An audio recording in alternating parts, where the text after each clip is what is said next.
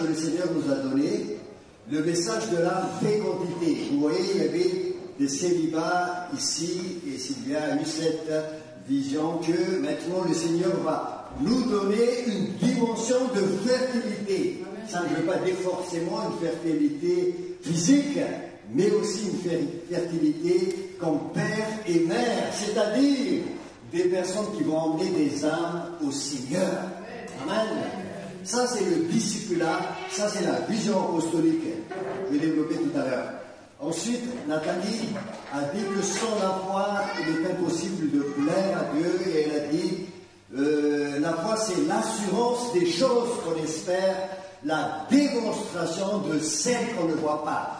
Toutes ces visions de fertilité, de fécondité, d'accélération, c'est par la foi qu'il faut saisir.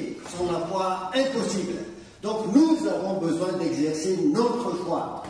Ce n'est pas une question de sentiment. Oh, je suis bien ici, c'est super, tu sors d'ici, tu as tout oublié. Il faut saisir par la foi et marcher par la foi, et ça devient réalité dans ta vie. Tu n'as pas besoin d'un endroit, d'un environnement pour vivre Jésus. Jésus marche avec toi tous les jours.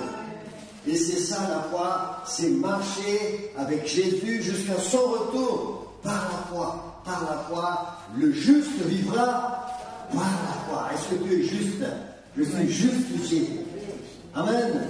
Le Seigneur nous met dans une ambiance des fois très forte. On sent sa présence, la présence en moi, la présence en moi devient palpable, oui. Mais ensuite, elle n'est plus palpable, mais elle est là. Et je marche par la foi. Elle est palpable et on est content. Mais après, elle ne sera plus palpable, mais elle est toujours là. Il n'en demeure pas moins que la présence est toujours là. C'est une réalité et c'est par la foi que je saisis. Tu veux bien faire ça en partant d'ici? Mais pas se dire non, il faut qu'on attende de nouveau dans 6 mois, dans 3 mois, pas autant et là, ça va être bien. Non, c'est par la foi. C'est important, hein? C'est comme ça qu'on va grandir dans le Seigneur. C'est vraiment important. Alors, la troisième chose, il y avait Anne-Marie qui disait hier, oui, c'est bien de ne pas être célibat, mais c'est trop tard. C'est ce que disait Sarah. Elle a dit, je suis vieille là, je ne peux plus enfanter. Hein, vous vous rappelez? Ça, c'est dans Genèse chapitre 17. Je ne peux plus avoir d'enfant. C'est trop tard. Les gens vont rire de moi. Et le Seigneur a fait le miracle. Amen. Le Seigneur fera le miracle. Amen. Ce matin, il n'est jamais trop tard avec le Seigneur. Alors, nous allons dans Genèse, chapitre 17, versets 1 à 6. Genèse 17, 1 à 6. C'est un message, je vous dis, que j'ai reçu hier. Hein. Ouvrez votre Bible, et si on peut l'afficher. Lorsque Abraham fut âgé de 99 ans, notez bien, 99 ans, l'Éternel apparut à Abraham et lui dit, je suis le Dieu Tout-Puissant, marche devant ma face et sois intègre. J'établirai mon alliance avec toi et je te multiplierai à l'extrême. Dans une autre traduction, je te multiplierai à l'infini. Est-ce qu'il y a une limite? Non. Infini, extrême, apostolique. Là, il y a eu un type de mouvement apostolique dans Abraham qui va générer des fils et des fils et des fils jusqu'à l'infini. C'est Abraham le premier apôtre. Abraham tomba face contre terre et Dieu lui parla en ces termes. Pour moi, voici mon alliance avec toi, tu deviendras le père d'une foule de nations. Une foule de nations. On ne t'appellera plus du nom d'Abraham, mais ton nom sera Abraham, car je te rends père d'une foule de nations, je te rendrai extrêmement fécond. Extrêmement fécond à l'infini. Qui dit que c'est trop tard? Non. Est-ce qu'il y a une limite? Non. Est-ce que c'est l'appel d'Abraham? Oui. Est-ce qu'il va rentrer dans son appel? Oui. Pas seulement en prier? Oui. L'Éternel dit à Abraham, ça c'est son appel, je te rendrai fécond, je vais naître de toi des nations et des rois sortiront de toi. Ça c'est Genèse chapitre 17. Mais l'appel initial d'Abraham c'est Genèse chapitre 12. entre 12 et 17, vous allez voir qu'il y a une dimension, une nouvelle dimension et une dimension d'accélération. Entre 12 et 17, ouvrez votre Bible. Genèse 12. Vous connaissez tous le premier appel d'Abraham. 12, verset 1. L'Éternel dit à Abraham, va-t'en de ton pays, de ta patrie et de la maison de ton père vers le pays que je te montrerai. Je ferai de toi une grande nation. Pas une foule de nations, mais une grande nation. Et je te bénirai, je rendrai ton nom grand. La seule chose que je te demande, deviens donc une source de bénédiction. Dieu a donné la promesse, Dieu a fixé le potentiel qu'il a donné à Abraham, ce qu'il attend de lui. Deviens donc, rentre dans ton appel. Et c'est ça ce que le Seigneur te dit ce matin. Voilà le programme pour toi, voilà la branche pour toi, ton nom est écrit dessus. Je vais ressusciter cette branche. Ce que j'attends de toi, c'est que tu rentres dans ton appel. Saisis. Est-ce que tu veux rentrer dans ton appel? Pas la moitié, mais jusqu'au bout de ton appel. Jusqu'au bout, parce que Dieu, quand il regarde Pierre, il a dit, tu deviendras Céphas, pierre vivante. Et c'est toi qui vas être une des pierres vivantes de l'Église primitive. Il est rentré dans son appel. Et donc, quand on regarde, donc, le verset 17, maintenant, on va aller au chapitre 17. Là, c'est le verset 12, l'appel initial d'Abraham. Dieu avait déjà un plan, mais Dieu nous amène dans une dimension plus grande. Il y a des gens qui ont commencé par être peut-être des gens qui travaillaient dans le service de ménage, mais qui ont terminé, pas terminé, pendant leur ministère devenu évangéliste. Est-ce que vous connaissez quelqu'un comme ça dans la Bible? Philippe, il était appelé à servir à table. En plus, après, la dimension de son appel est montée d'un cran. Il est devenu Philippe, évangéliste. Acte chapitre 8, c'est lui qui met le feu à Samarie. Amen. Donc, la dimension de ton appel peut monter d'un cran. Abraham, c'est exactement pareil. Il avait un appel pour une nation, une foule de nations, en fait, une nation simplement. Et Abraham, ça veut dire père imminent ou père élevé. Et Abraham, ça veut dire une foule de nations. Ton appel a pris une dimension plus grande. Amen. Mais Dieu veut l'amener dans tout ce qu'il a prévu pour lui. Alors, je disais, revenons donc dans Genèse chapitre 17. Lorsque Abraham fut âgé de 99 ans, l'Éternel apparut. Tu ne peux pas monter d'un cran sans une révélation. Apparu. Tu as besoin, moi j'ai besoin.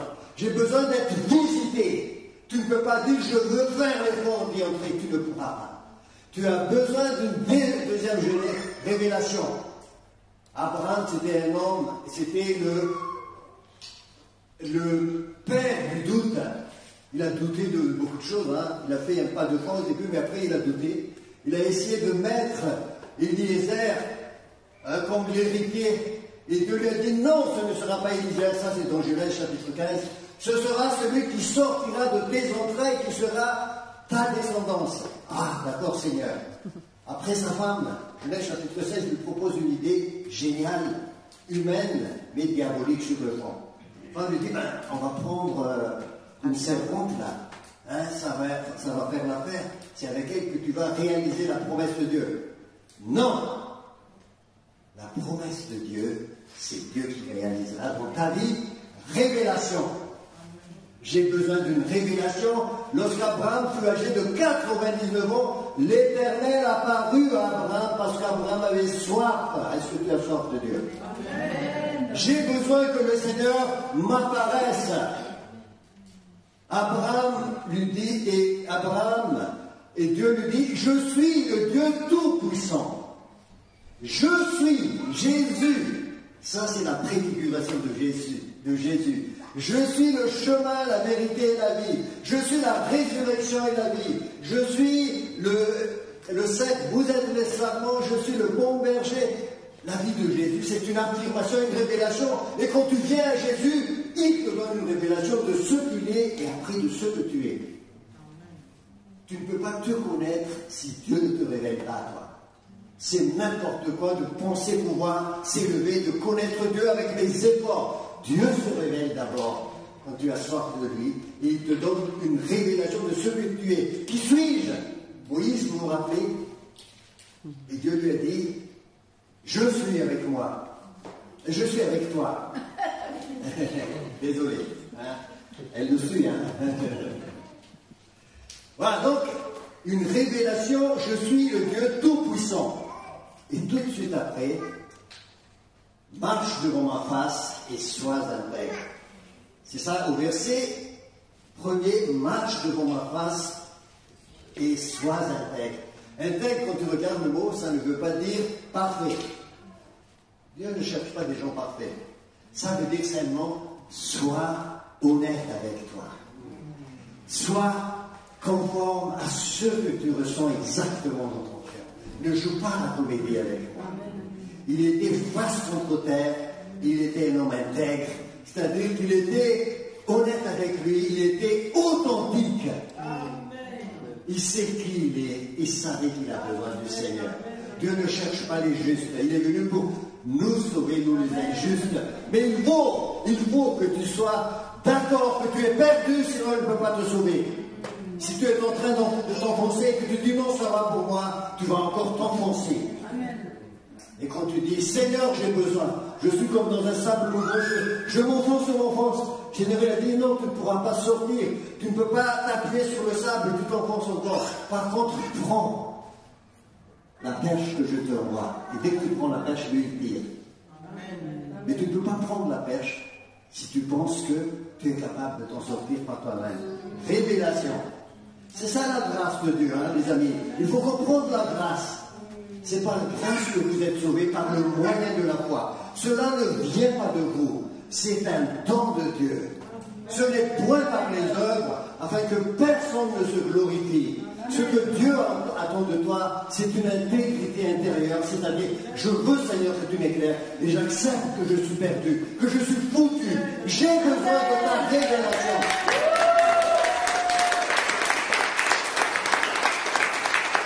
Sans la grâce, tu ne peux pas recevoir la dimension nouvelle que Dieu veut te donner. C'est pas l'affaire d'une religion, c'est pas l'affaire de l'égalisme, c'est une affaire de grâce de Dieu. L'apôtre Paul, à la fin de sa vie, il a dit, je suis ce que je suis grâce à la grâce de Dieu. J'étais un important, ça c'est dans les Corinthiens chapitre 15. Mais j'ai travaillé plus que vous tous. Mais en fait, c'est pas moi, c'est la grâce de Dieu qui a travaillé en moi. Même au travers de tout ce qu'il a fait, l'apôtre Paul, personne n'a jamais fait comme lui. Mais c'est encore la grâce de Dieu. Parce qu'il savait. L'attitude d'Abraham, c'est l'intégrité, hein, c'est-à-dire pleinement dans la vérité par rapport à ce qu'il est, pas la perfection, ni sans erreur. Dieu lui dit, j'établirai mon alliance avec toi et je te multiplierai à l'extrême. Fécondité à l'extrême. Le Dieu d'impossible, comme Adama nous parlait le premier jour, c'est très important. Et après, un peu plus bas, il dit, je te rendrai extrêmement fécond. C'est-à-dire que tu vas produire. Tant que tu es accroché au cep, tu produis des fruits. Ça bourgeonne, ça fleurit et ça donne des amandes. Amen. La vie de résurrection. Oui, on est toujours dans cet appel du Seigneur. Et je te rendrai extrêmement fécond. Et c'est là que je disais, il y a une vision apostolique avant l'heure. La vision apostolique, c'est quoi? La vision apostolique, c'est la multiplication. Et envoyer pour multiplier. La multiplication des pains, c'est en donnant que nous multiplions. On passe d'une église pastorale à une église apostolique. Ça ne veut pas dire que nous sommes tous des apôtres, ça veut dire simplement qu'il y a une multiplication. Je gagne des âmes, atteindre, restaurer, équiper, envoyer pour encore gagner et répandre l'évangile jusqu'au bout du monde. Ça, c'est la vision biblique. Dès l'ancienne alliance, Dieu a donné à Abraham une vision apostolique extrêmement féconde. faire des disciples, lever des pères et des mères pour faire des disciples et pour que ça se multiplie. Amen. Ça c'est biblique. Ça c'est l'évangile. Ça c'est ce que Jésus a donné comme commandement aux disciples. Faire des disciples. Vision extrêmement féconde. Pas simplement, viens ici, on est bien, super, quelle belle communion fraternelle, c'est bien. Mais c'est plus que ça. C'est faire des disciples. Disciples-là, extrêmement fécond. Et Abraham va avoir combien de fils et de filles? Extrêmement, toi, tu es fils d'Abraham. Dis à ton voisin, dis à ta voisine, tu es fille d'Abraham, tu es fils d'Abraham. Waouh! Voyez-vous la fécondité d'Abraham jusqu'à ici? Et quand Jésus est rentré dans la maison de Zachée, il a dit, lui aussi, il est fils d'Abraham. Aujourd'hui, le salut est entré dans cette maison, car lui aussi, il est fils d'Abraham. Luc chapitre 19, lui aussi fils d'Abraham. Nous sommes tous des fils et des filles d'Abraham. Ce que Dieu a donné comme vision, comme appel à Abraham, jusqu'à maintenant, ça donne des fruits extrêmement féconds. C'est ça la multiplication. Jésus a fait la multiplication du pain. Et ça continue parce que tu es disciple de Jésus. Ça ne s'arrête jamais. Je ferai naître de toi. Naître de toi. Toi aussi tu seras maman. Toi aussi tu seras papa. D'autres hommes qui viendront au Seigneur. Tu vas lever des ministères. On est appelé à lever des ministères, les amis. Pas faire des églises vocales. Soyons vraiment dans ce que la parole nous enseigne. On est appelé à lever des ministères, à être transformés comme Joseph, comme David, comme Moïse, et à lever d'autres ministères. Pas simplement des gens qui consomment et qui chantent les vents, chantent les chaises. Je te rendrai extrêmement fécond. Accélération maintenant. On est dans les temps d'accélération. Jusque-là, la fécondité, j'allais dire, fonctionnait un petit peu avec une vitesse limitée. Je passe 90, 70, je n'en sais rien. Mais Abraham était appelé à quel âge? 90. Non. Genèse chapitre 12. À 75 ans. Il était déjà assez âgé. Il était appelé. Et là, Genèse chapitre 17, il a quel âge?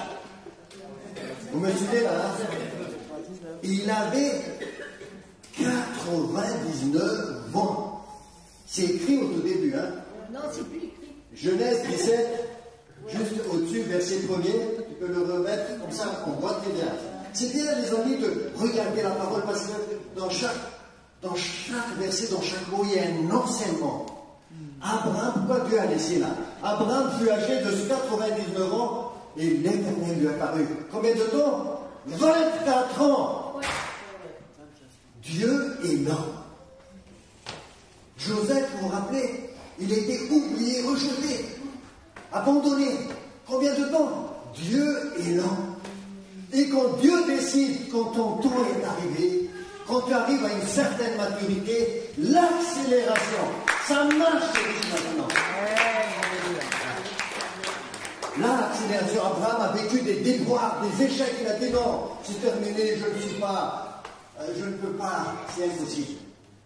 Mais quand il est arrivé à 99 ans, 24 ans après, il y a quelqu'un qui veut rentrer là dans le Zoom. 99 ans, Dieu lui dit, c'est maintenant le temps d'accélération.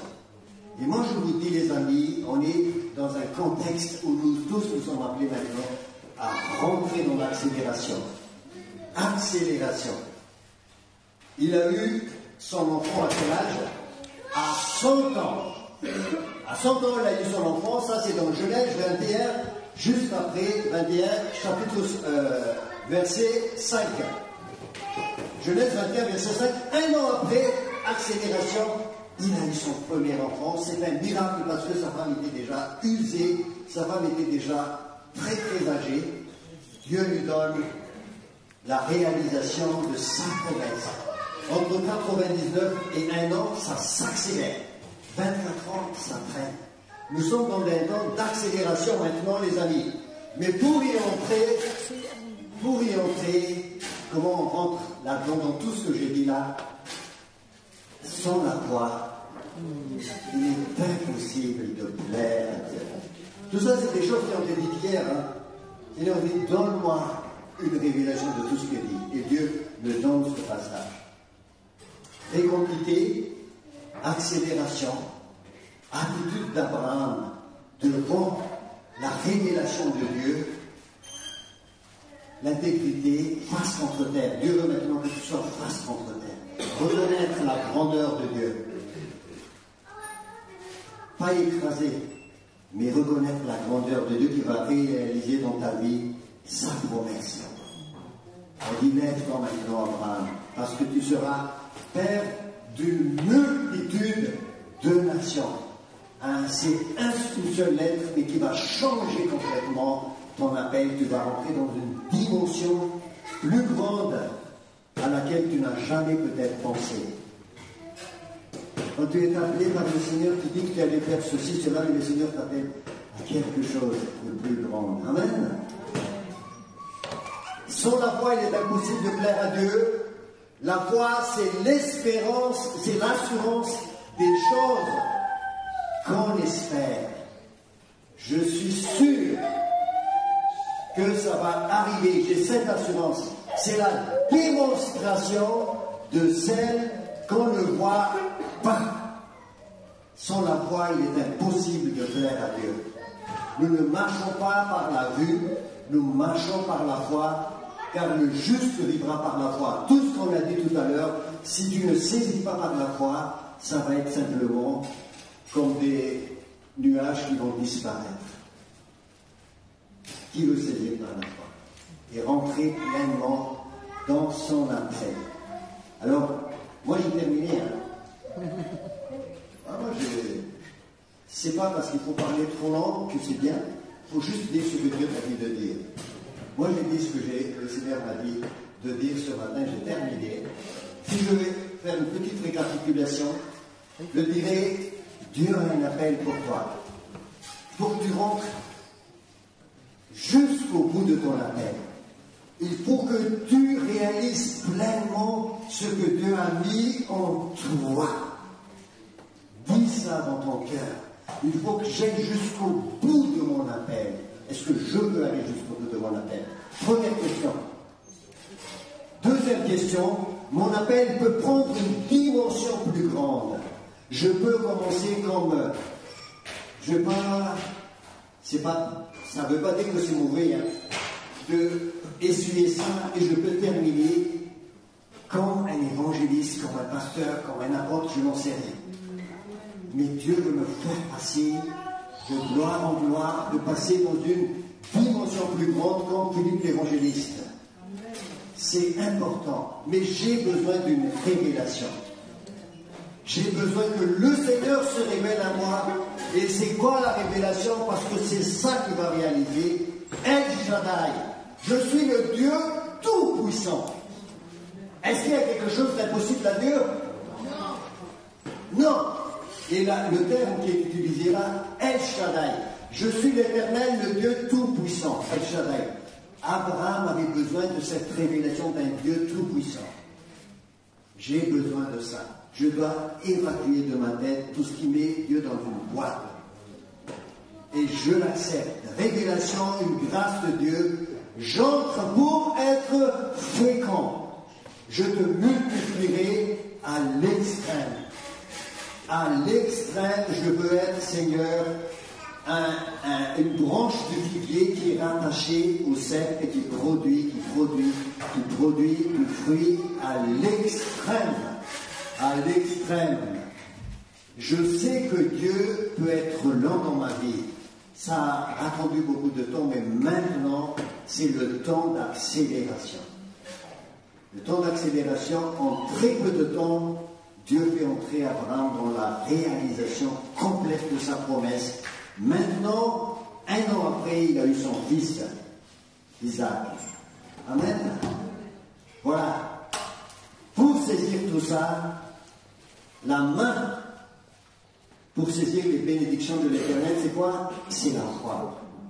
Les yeux pour regarder, les oreilles pour entendre, la main pour toucher, je parle de cette main-là, la bouche pour goûter, j'oublie quelque chose, lui, le nez pour sentir, mais les choses de l'esprit, c'est la foi. La main des choses de l'esprit sans la foi, impossible. On n'est pas dans les sentiments, nous sommes charismatiques. Ah, nous aime bien, ta présence en moi devient palpable. Oui. Mais le Seigneur nous appelle à marcher par la foi, les amis. Ah, c'est important, hein. Voilà, levons-nous par la foi. Et rentrons dans cet appel du Seigneur pour chacune de nos vies. Amen.